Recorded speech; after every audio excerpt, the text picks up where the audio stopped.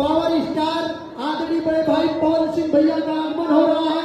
एक बार मैं चाहता हूं कि जोरदार ताली बजा करके सम्मान बढ़ाए। पवन भैया का जन्मदिन आज उत्तर प्रदेश की राजधानी लखनऊ में सारेगामा भोजपुरी के तत्वाधान में आयोजित पवन भैया का जन्मदिन, एक बार जोरदार ताली बजाकर सम्मान बढ़ाएंगे।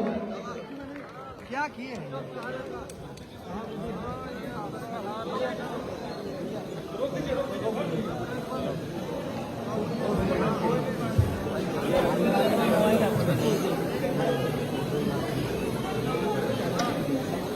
और हम सब के बीच में आदरणीय ब्रिजभूषण सिंह जी उपस्थित हुए हैं।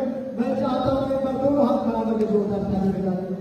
आज हम सब के बीच में करोड़ों दिनों की धड़कन हिंदुस्तान के सबसे बड़े सम्मोहन, आज हम लोगों के बीच में यूपी टाइगर और शेर हिंदुस्तान ब्रिजभूषण सिंह जी का आगमन हो चुका है। मैं चाहता हूं कि तालियों की गड़गड़ाहट से माननीय नेता जी का बहुत स्वागत करें।